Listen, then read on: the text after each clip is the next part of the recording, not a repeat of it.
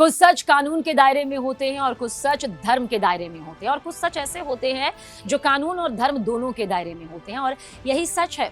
नमस्कार, आपके साथ मैं हूं सबीना तामंग देशमुख। अब आपको जो रिपोर्ट दिखाएंगे, यानी कि जो तफसील से यहाँ पर बातचीत करेंगे, वो दरअसल निमिषा के ऊपर है। वही निमिषा जिस पर इस वक्त हम सबकी निगाहें हैं और सब दुआ कर रहे हैं, प्रार्थना कर रहे हैं कि निमिषा की जिंदगी यहाँ पर बच सके। ये एक ऐसा मुद्दा है जो लोगों के जहन से जुड़ गया है, क्योंकि इन दिनों भारत और यमन के बीच जो चर्चाएं बनी हुई हैं, उसमें सबसे बड़ा मुद्दा केरल की नर्स निमिषा का है। और इसके साथ साथ किसास को सुन लीजिए आप। किसास, सही सुन रहे हैं आप, दरअसल किसास कानून की मांग की जा रही है। अब ये क्या कानून है? ये कौन सा किसास कानून है जिसका जिक्र हमने बिल्कुल शुरू में किया? क्योंकि ये धर्म और ये कानून दोनों के दायरे में है। ये वही सच है जो बता रहा है कि इस सच को, यही सच है, इसके जरिए आज आप जान जाएंगे। दरअसल निमिषा प्रिया की कहानी में एक नया मोड़ आ गया है। हम किस मोड़ का जिक्र कर रहे हैं? देखिए, यमन में हत्या के मामले में निमिषा को मौत की सजा मिली और उसके बाद उनकी फांसी को आगे के लिए टाला गया। लेकिन क्या ये परमानेंट टाला गया? ऐसा नहीं था।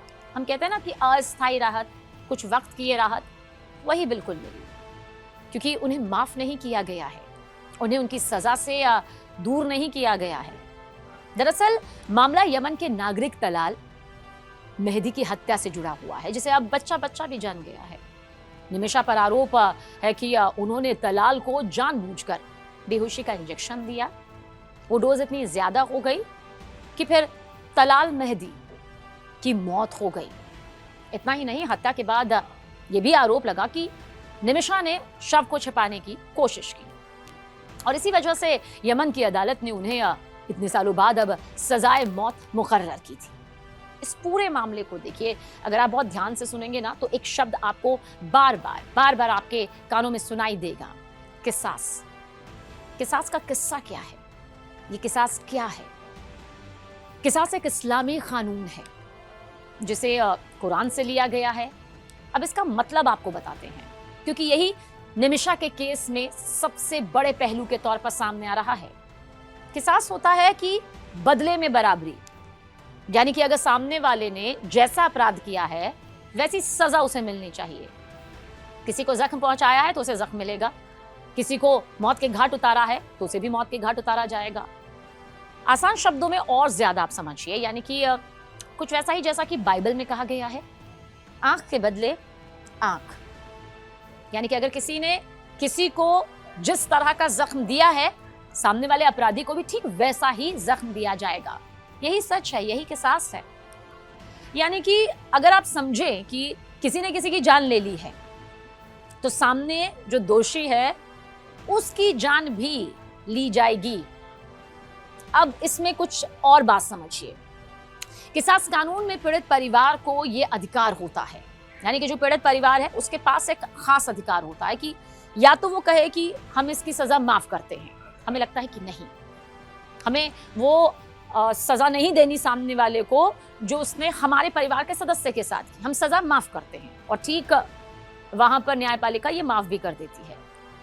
या फिर दूसरा होता है कि ब्लड मनी, यानी कि भारी भरकम मुआवजा, हमें इतना मुआवजा दीजिए। पीड़ित परिवार तय करता है कि उसको आखिर कितना पैसा चाहिए, कितना माल चाहिए, इसे ब्लड मनी कहा जाता है। इसमें भी समझौता होता है। लेकिन निमिषा केस में तलाल मेहदी का जो परिवार है वो साफ साफ लहजे में कह चुका है, हम निमिषा को माफ नहीं करेंगे, हम किसी तरह का कोई पैसा नहीं लेंगे बदले में।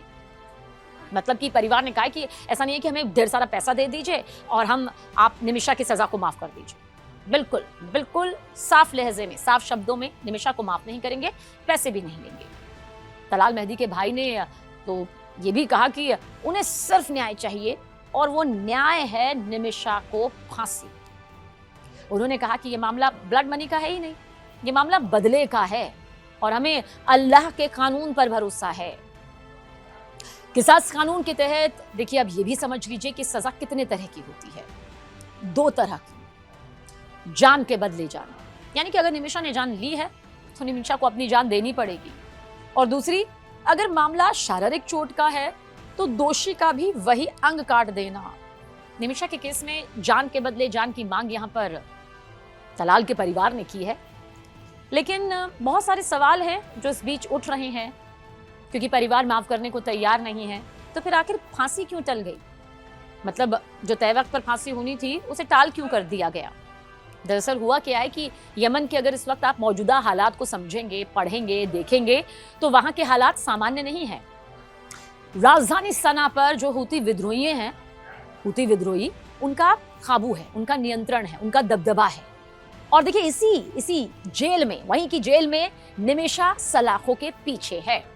मौत की सजा मुकर्रर कर दी गई है, बस ये आगे के लिए अस्थायी रूप से टली है। अब ये भी समझिए कि जो वहां की न्याय प्रक्रिया है उसमें कई बार राजनीतिक और कई बार कूटनीतिक जो है हस्तक्षेप भी देखने को मिलता रहता है। और यही वजह है कि एक छोटी सी उम्मीद यहाँ पर जरूर बाकी है।